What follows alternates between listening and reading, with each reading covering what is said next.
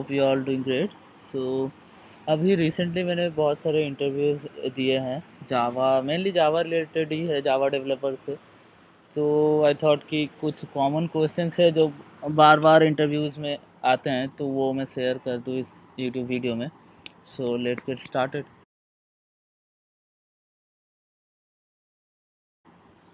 तो अभी मेरा ऑलमोस्ट 1.5 ईयर्स का एक्सपीरियंस है, तो इंटरव्यूज़ भी उसी टाइप के थे। ठीक है। तो ये क्वेश्चन जो है, ये मैंने अभी जो रिसेंटली आई थिंक मैंने 7 इंटरव्यूज़ दिए होंगे। तो उनमें मोस्टली यही क्वेश्चंस रिपीट होते हैं जो थियोरेटिकल क्वेश्चंस है। बाकी प्रॉब्लम सॉल्विंग में तो कुछ भी हो सकता है, तो उसका मैं नहीं बता सकता अभी। तो ये है जावा के जो बेसिक क्वेश्चंस है।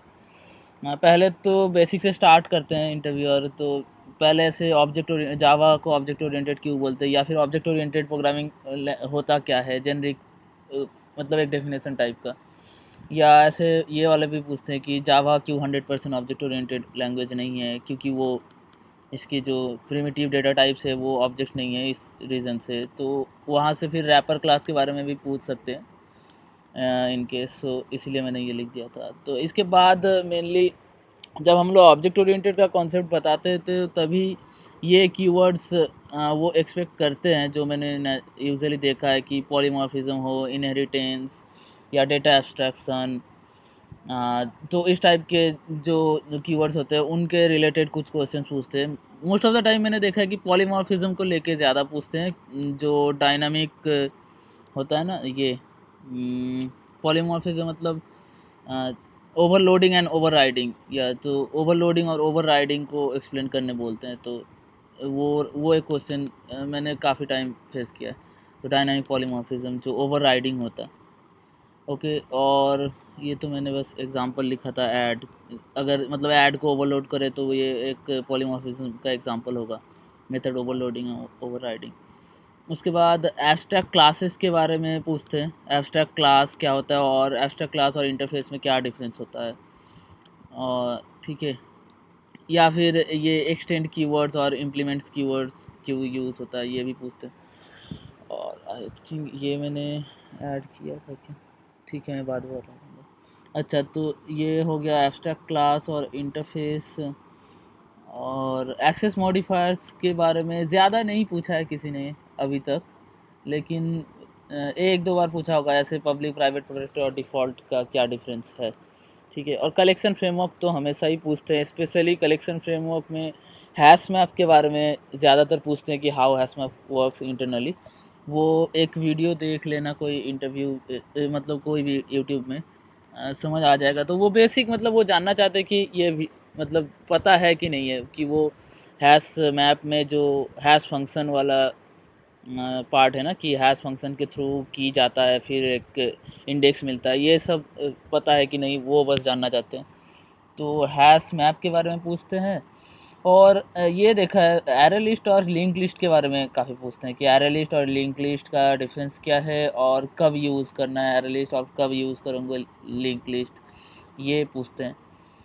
और कलेक्शन फ्रेमवर्क का कल ही मेरा एक इंटरव्यू था, उसमें ये पूछा था कि कलेक्शन फ्रेमवर्क का जो हायरार्की है ना, वो ओवरऑल मतलब एक्सप्लेन करो थोड़ा सा। ऐसे पूरा एग्जैक्ट नहीं बताओगे तो भी चलेगा, थोड़ा सा जैसे ये कलेक्शन फ्रेमवर्क का जो क्लास और इंटरफेसेस का जो हायरार्की है वो एक्सप्लेन करने बोलते हैं। उसके बाद ये कलेक्शन फ्रेमवर्क के स्पेसिफिक क्वेश्चंस में जाते हैं, जैसे हैश मैप कब यूज़ करना है, एरे लिस्ट कब यूज़ करना है, लिंक लिस्ट कब यूज़ करना है, सेट में क्या स्पेसिफिक मतलब प्रॉपर्टी है, सेट का जो मतलब एडवांटेज है, सेट, ट्री सेट, ये। और हाँ, ये hash map how internally works, ये तो पूछते ही है। और बेसिक एक्सेप्शन हैंडलिंग पूछते हैं, जैसे कल वाले इंटरव्यू में पूछा था कि अ, अगर मल्टीपल कैच ब्लॉक हो तो वो कैसे रन होगा। तो उसके बारे में थोड़ा सा पढ़ लेना, मैं क्वेश्चन आंसर पूरा नहीं बता रहा यहाँ पर, तो काफ़ी लंबा हो जाएगा वीडियो। तो बेसिक जो ट्राई कैच होता है, और मल्टीपल कैच ब्लॉक में क्या होता है, और फाइनली ब्लॉक कब एग्जीक्यूट होता है, ऐसे जो बेसिक क्वेश्चन है एक्सेप्शन से रिलेटेड वो। और यहाँ पर थ्रो एंड थ्रोज कीवर्ड का डिफरेंस कल भी पूछा था, थ्रो एंड थ्रोज कीवर्ड। ठीक है। और ये भी कल पूछा था चेक्ड एक्सेप्शन अनचेक्ड एक्सेप्शन। उन्होंने पूछा था, क्वेश्चन यही पूछा था कि एक्सेप्शन कितने टाइप्स के हैं। तो मोर और लेस यही है कि कंपाइल टाइम एक्सेप्शन और रन टाइम एक्सेप्शन बोल सकते हैं। तो इसी को चेक ट्रांजेक्शन एक्सेप्शन अनचेक भी बोल सकते हैं। मतलब कुछ भी बोलो, आपको आइडिया बस होना चाहिए और एग्जाम्पल आपको पता होना चाहिए कि चेक्ड और अनचेक्ड का क्या होता है, एक्सेप्शन का जो एग्जाम्पल्स है।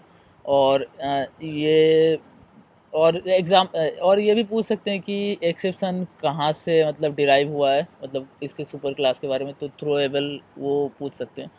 थोड़ा सा बस हायरार्की का भी आइडिया रख लेना, क्योंकि ये इसका जो हायरार्की है और कलेक्शन का जो हायरार्की है, ये दोनों हायरार्की थोड़े से इंपॉर्टेंट है। इसको थोड़ा सा मेमोराइज कर लेना ही बेटर होगा। तो चेक्ड का एग्जांपल तो वो फाइल नॉट फाउंड टाइप के जो है एक्सेप्शंस, जो कि हैंडल करना ही पड़ता है। और अनचेक्ड का है कि array out of bounds exception जो है, क्लास कास्ट एक्सेप्शन होता है, वो सब अनचेक्ड होता है, जो कि रन टाइम में ऑकर होता है। ठीक है। और अगर एपीआईज के बारे में है या फिर स्प्रिंग बूट के बारे में हो या फिर रेस्ट एपीआई के बारे में हो, तब ये वाला क्वेश्चन पूछते हैं कभी कभी।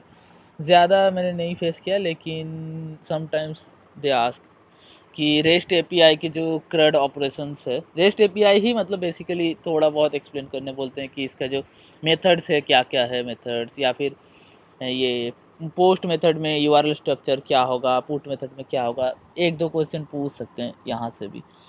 ठीक है। और अगर आपका जावा स्पेसिफिक है तो सबलेट जेएसपी के बारे में भी, हाँ, ये वाला क्वेश्चन मैंने काफ़ी बार फेस किया है कि जेएसपी की लाइफ साइकिल क्या होती है। तो जेएसपी के बारे में ये वाला लाइफ साइकिल के एक वीडियो देख लोगे तो समझ आ जाएगा। सिंपल है, बस जेएसपी सबलेट में ट्रांसफ़र होता है, फिर सबलेट नॉर्मल जावा फाइल होता है, तो जावा फाइल से फिर वो क्लास फाइल, फिर उसके अंदर 3 मेथड्स होते हैं बेसिकली, जो कि इनिट होता है, इनिशियलाइज करने के लिए कॉल होता है पहले ही, फिर जब भी रिक्वायरमेंट होता है बार बार सर्विस कॉल होता है, और at the end destroy call होता है, डिस्ट्रॉय करने के लिए जेएसपी के जो ऑब्जेक्ट है, सबलेट की जो ऑब्जेक्ट है उसको। तो मेनली यही एक्सप्लेन करना होता है थोड़ा सा, कि आपको आइडिया है कि नहीं है, यही है। और स्प्रिंग रिलेटेड है तो स्प्रिंग स्पेसिफिक क्वेश्चन जैसे डिपेंडेंसी इंजेक्शन, उसके बारे में पूछ सकते हैं। और इन्वर्सन ऑफ कंट्रोल भी बेसिकली रिलेटेड है इससे। तो लूजली कपल्ड प्रोग्राम को कैसे मतलब बनाते हैं डिपेंडेंसी इंजेक्शन के थ्रू, इसके बारे में थोड़ा बहुत। और इम्प्लिसिट ऑब्जेक्ट्स क्या क्या अवेलेबल होते हैं जेएसपी के अंदर, जैसे वो कुछ ऑब्जेक्ट्स होते हैं ना जो जेएसपी के अंदर बाय डिफ़ॉल्ट अवेलेबल होते हैं, रिक्वेस्ट, रिस्पॉन्स और कॉन्फ़िग, उस टाइप के जो 4-5 आई थिंक ऑब्जेक्ट्स है, तो वो कुछ एग्जांपल पूछ सकते हैं। या जेएसपी के टैग्स, ये मैंने ज़्यादा बार तो सुना नहीं है इंटरव्यू में, लेकिन आइडिया होना चाहिए, पूछ सकते हैं कि जेएसपी में क्या क्या डिफरेंट टैग्स होते हैं। शायद एक और भी होता होगा, मुझे एग्जैक्टली याद नहीं है। स्क्रिप्टलेट तो हम लोग मोस्टली यूज़ करते नहीं हैं, लेकिन एग्जांपल तो देना पड़ेगा कि स्क्रिप्टलेट कब यूज़ करेंगे, और एक्सप्रेशन टैग कब यूज़ करेंगे, डिक्लेरेशन का कब यूज़ करेंगे ये।